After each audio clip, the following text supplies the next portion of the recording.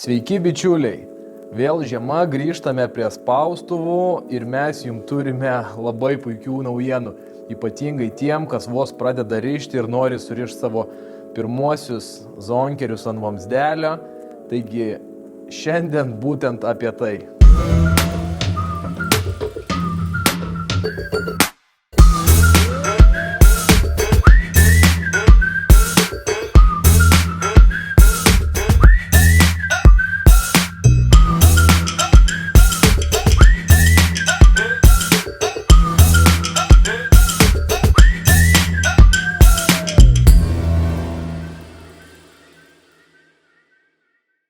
Pirmoji gera naujiena yra ta, kad mes muselinės parduotuvėse gavome tikrai daug nuostabių medžiagų, Futurefly zonkerių, Futurefly balnų, siūlų, blizgučių, įvairiausių galvučių, vamzdelių, visko, ko reikia aukščiausios kokybės muselėm rišti.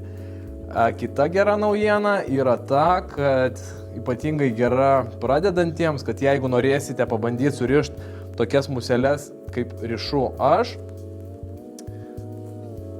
mes jums paruošėm tokius rinkinukus, į kurį įeina medžiagos reikalingos surišti 5 tokiom muselėm.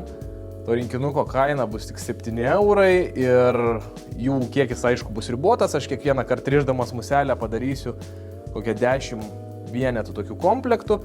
Ir tai kaip savaitės muselė keliaus į naujienas, taip kad galėsite įsigyti muselinės parduotuvėse Vilniuje ir Kaune arba internetu ir galėsite įsijungę dar kartą šitą video žingsnis po žingsnio susirišti lygiai tokius pat trimeriukus. Na, o grįžtant prie pačio trimeriuko, tai yra muselė ant vamzdelio, sparnui panaudotas zonkeris, ryškiai graži muselė ir pagrindinis jos privalumas yra tas, kad muselę rišant ant vamzdelio mes galime kabliuką statyti atvirkščiai, kad geluonis žiūrėtų į viršų. Na ir žinoma, tokia muselė, kai reikia žiūrėti arčiau dugno, jinai žymiai mažiau kliūna už visokių kliuvinių ir galima žymiai drąsiau ją skandinti. Šitą zonkerį aš ryšiu visiškai nesunkinta. Jeigu reikia jį skandinsim šniūru arba polilyderių, tai yra skęstančių pavadėlių. Na, o procesas yra toks. Pirmą aš imu maždaug 2 cm plastikinio vamzdelio, 3 mm, šį kartą neutralios spalvos. Maunu jį ant adatos. Tada plonas vamzdelis, kurio galiuką šiek tiek uždeginu.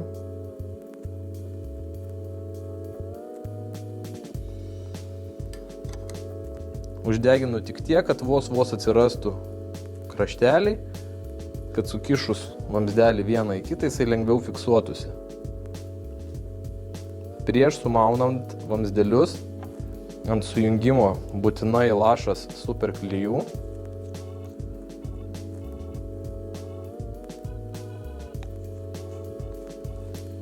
Superklijus mes žinoma naudojame tik pačius geriausius, o tai yra Gulfo superklijai. Pagrindinis jų privalumas tas, kad pakuotė yra su šepetėliu, jie tarnauja labai ilgai ir neuždžiūsta. Taigi, patepęs klijų sukišu vamzdelį vieną į kitą.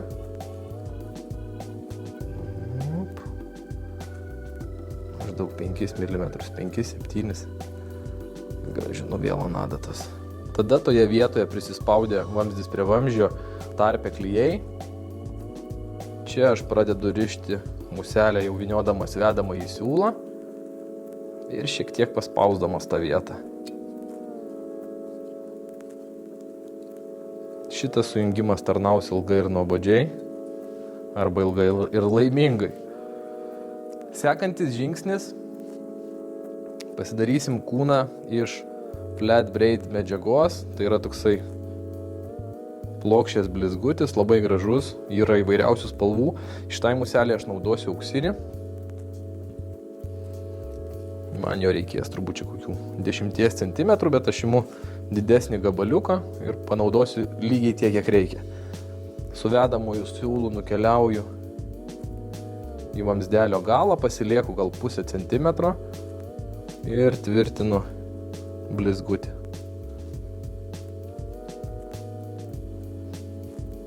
Grįžtu vėl atgal į priekį. Kaip minėjau, muselės šitos nesunkinsiu, todėl nieko papildomai nededu.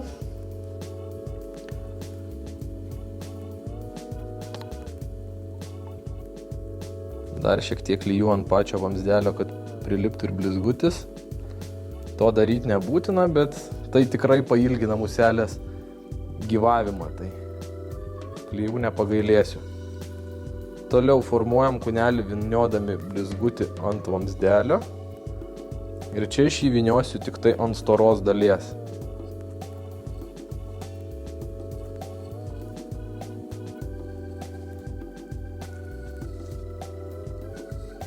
Padengiu visą storą vamzdį iki pat priekio. Priekyje manęs laukia vedantis siūlas. Viską fiksuoju. Kelios gražios safijos pačiame priekyje. Pašalinu, kas nereikalinga. Turiu gražų auksinį kūnelį. Sekantis žingsnis – atsipjauti zonkerį.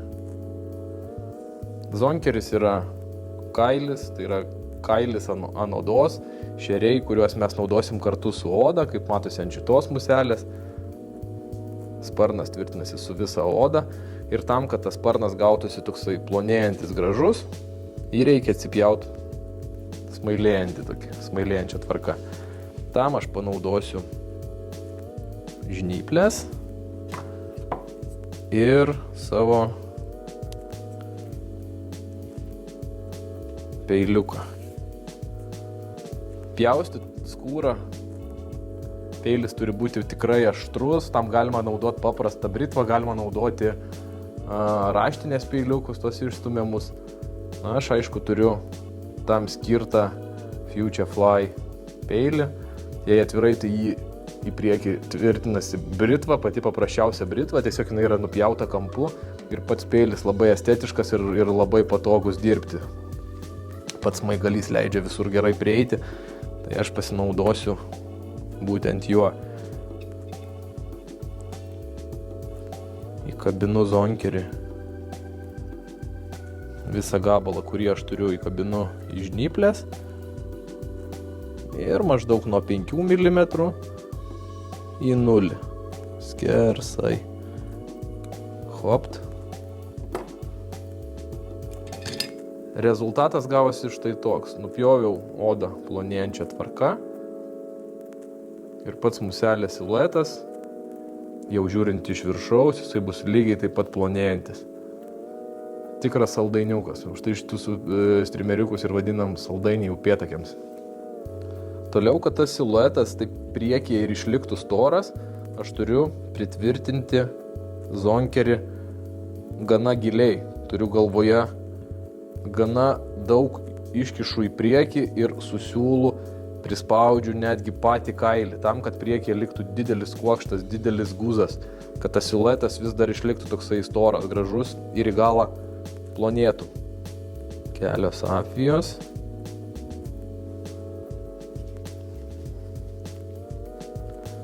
Dėl viso pikto ant siūlo lašelis super klijų.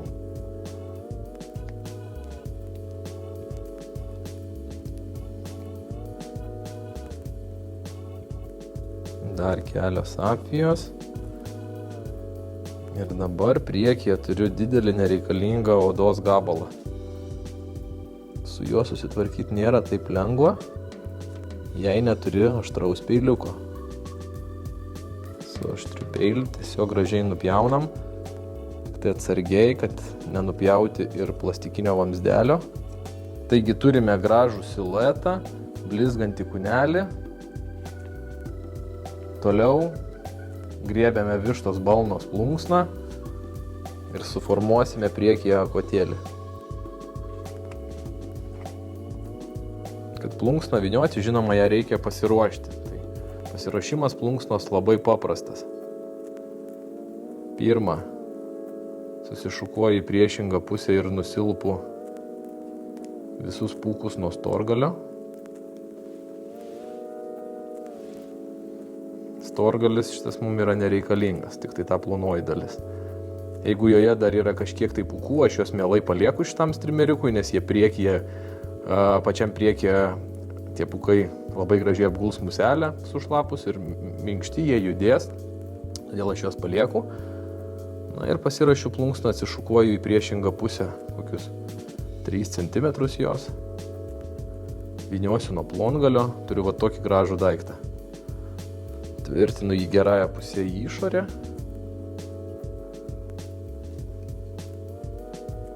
Kelios apvijos, tada patį galiuką atlenkiu ir užrakinu, dar kelios apvijos, kad neišslystų, kai pradėsiu dirbti, kai pradėsiu sukti plunksną.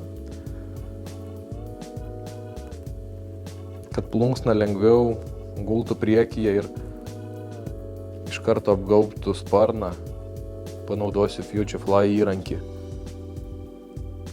Ir tą plunksną suversiu, tiesiog perbraukiu ir plunksna lūžta. Tai yra iš plokštumos pasidaro tokia gaubta V raidė. Tie šereliai iš karto žiūri į galą ir vienoje ir kitoj pusėje. Dabar jau galiu nusikirpti tą nereikalingą galiuką. Pasiemu žnyplėmis už storgalio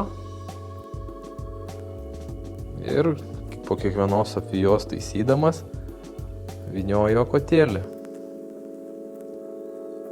Kadangi aš jį pasiruošiau ir užlaužiau į galą, tai man gražiai taip ir gulasi. Į priekį nei vienas nestyro šerys.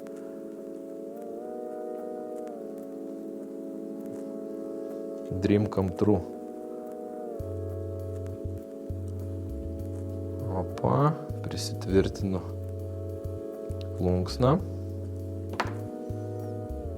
Dar porą apvijų atlenkus storgalį į kitą pusę, kad užrakint.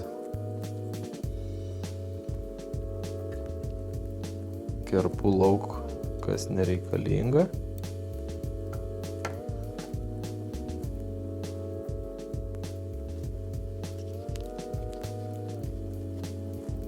Ant pačio priekio dar lašas super klijų.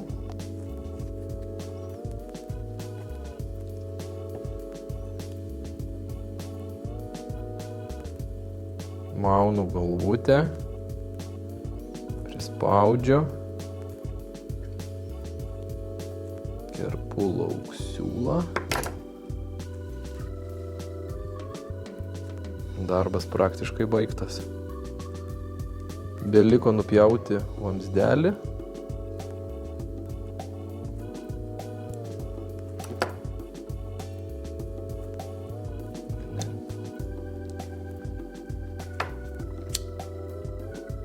Jį uždeginu, kad išsilydytų iki pat galvutės ir muselė baigta.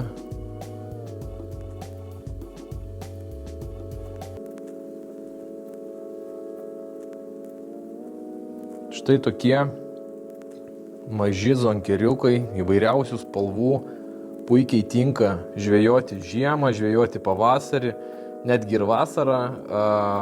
Aišku, upėtakiai, šlakiai, netgi lašišai pasiūlyti verta. Na, o jei norite susirišti tokią muselę arba kažką panašaus, tai medžiagų aprašymą rasite apačioj. Ir kaip ir minėjau, paruošėm kelis komplektėlius, jeigu norėsit, galėsit įsigyti ir susirišti būtent tokią pat. Į komplektėlį įeina tiek medžiagų, kad užtektų surišti 5 museles. O šitą muselę, būtent šitą, kurią surišau šiandien, mielai padovanosiu kažkam iš jūsų. Taigi komentuokite po mūsų video, parašykite savo patarimus, įmeskite savo mėgstamas museles arba užduokit mums klausimus bei pasiūlymus, kad surištume muselę, kurios norite jūs. Ir būtinai prenumeruokite mūsų kanalą, dalinkite su draugais. Susitiksime neužilgo.